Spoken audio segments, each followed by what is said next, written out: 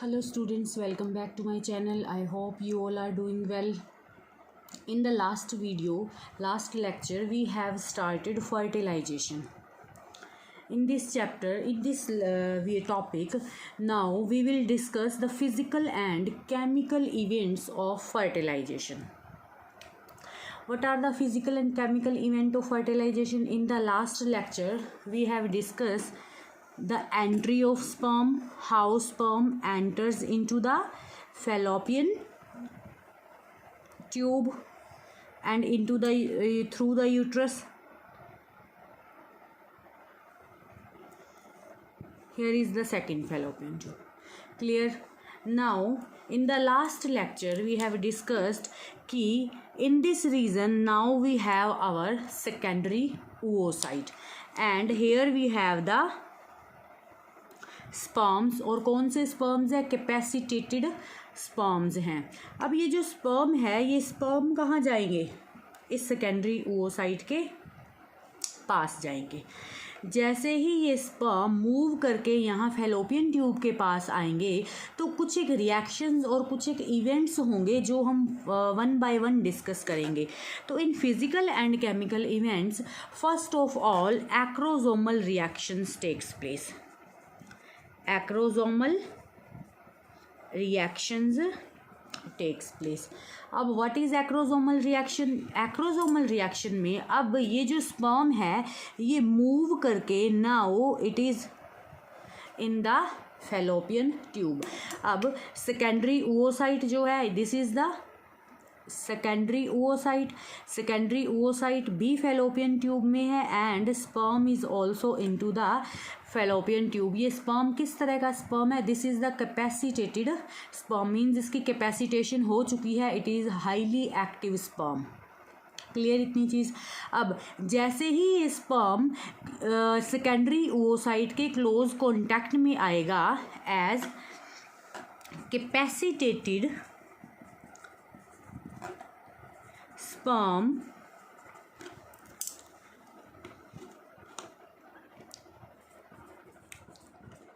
undergoes acrosomal reactions as it come in contact with the secondary oocytes. जैसे ही ये secondary oocyte के contact में आता है, इसके नियर आता है, तो ये जो sperm है ये acrosomal reactions को perform करेगा. अब what is acrosomal reaction? It means कि ये क्या करेगा? It release various chemicals. कौन कौन से वेरियस केमिकल्स हैं जिनको रिलीज़ करेगा? और इन जो ये केमिकल्स को रिलीज़ करेगा, these chemicals are called sperm lysins. Clear? अब ये जो स्पर्म लाइसिन्स हैं या जो ये जो स्पर्म है ये इन केमिकल्स को रिलीज़ कर रहा है. ये जो स्पर्म है 3 तरह के केमिकल्स को रिलीज़ कर रहा होता है. पहला जो है chemical that is the hyaluronidase. Clear? Second is the corona penetrating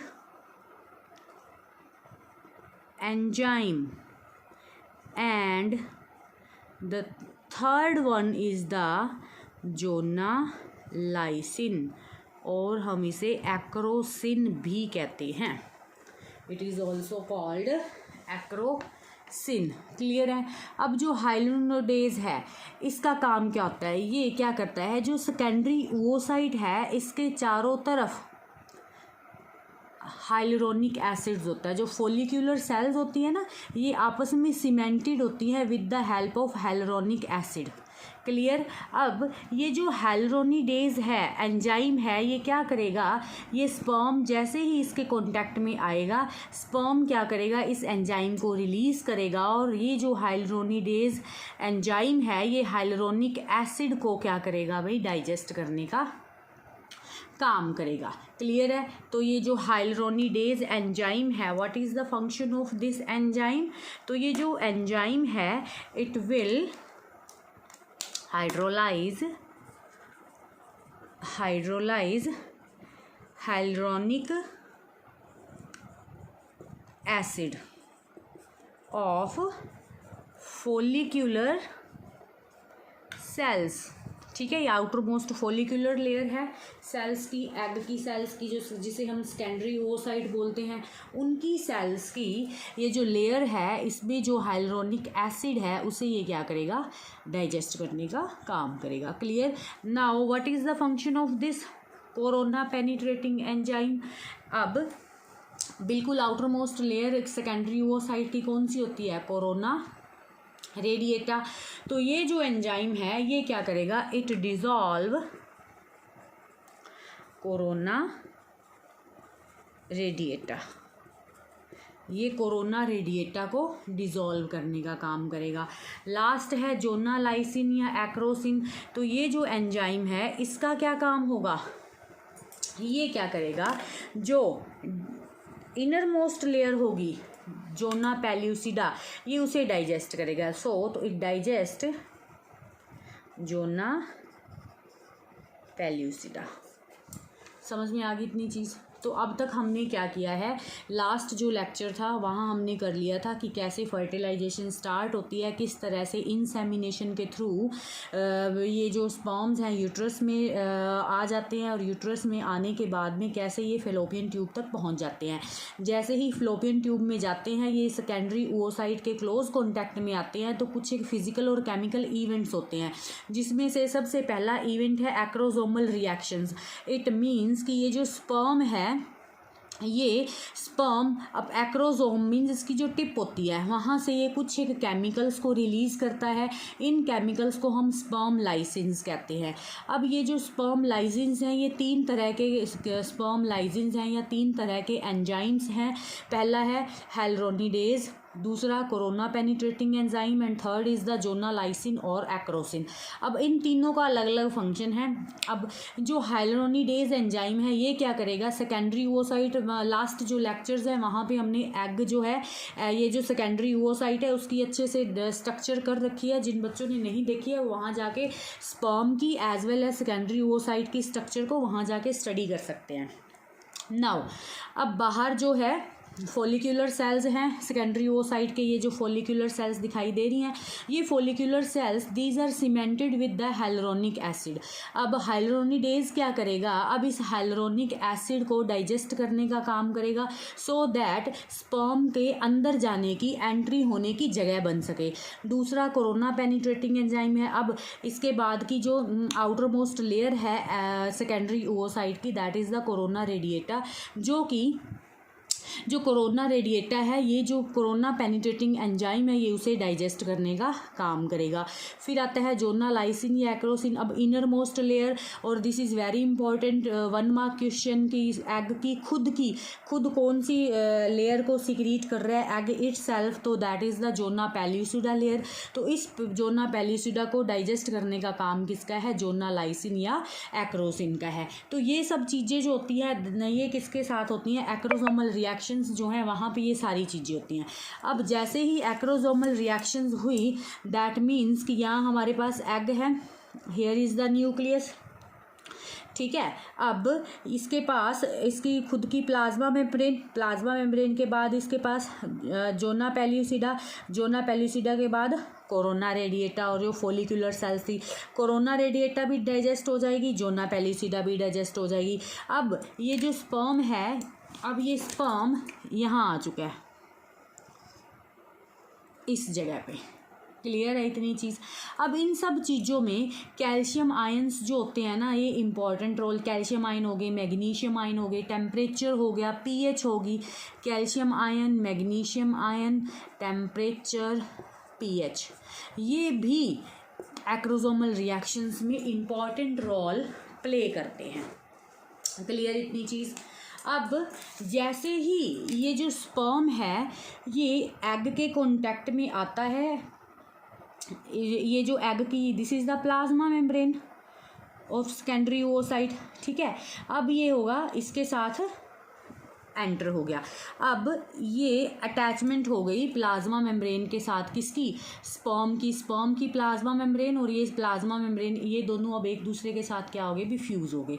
clear है। अब फ्यूज़न क्यों होगा, सो दैट ये स्पर्म के खुद के पास भी न्यूक्लियस है, फ्यूज़न होगा ताकि स्पर्म अपना न्यूक्लियस कहाँ छोड़ सके, सेकेंडरी oocyte के अंदर छोड़ सके। अब जैसे ही इनका फ्यूज़न होगा वैसे ही अब एक जो ये एग है, इस एग के साथ बहुत सारे जो स्पर्म्स हैं वो अटैच होते हैं, बट ओनली वन स्पर्म का जो न्यूक्लियस है ना that will fuse with the nucleus of the egg. सिर्फ एक ही स्पर्म जो है वो ही अपना न्यूक्लियस कहाँ डाल पाता है, स्पर्म के अंदर फ्यूज़ कर पाता है। बाकी जो जितने भी स्पर्म्स होंगे वो इसके साथ प्लाज्मा मेम्ब्रेन के साथ इनको एंट्री अंदर की तरफ नहीं मिलेगी। तो जैसे ही ये क्या करेगा, बाइंडिंग होगा स्पर्म का, जैसे ही स्पर्म जो है वो बाइंड करेगा एग के साथ, तो एग क्या करता है, इसकी डीपोलराइजेशन हो जाती है, प्लाज्मा मेम्ब्रेन की क्या हो जाती है, डीपोलराइजेशन। तो binding of sperm to the egg induces the depolarization of egg plasma membrane. और जैसे ही इसकी डीपोलराइजेशन होगी, means what is the meaning of depolarization, that means कि चार्जेस जो हैं वो क्या हो जाएंगे, डीपोलराइज हो जाएंगे। तो जैसे ही इसकी डीपोलराइजेशन होगी it cause fast block of polyspermy. Polyspermy का मतलब है कि बहुत सारे स्पर्म्स का अटैच हो जाना एग की मेम्ब्रेन के साथ।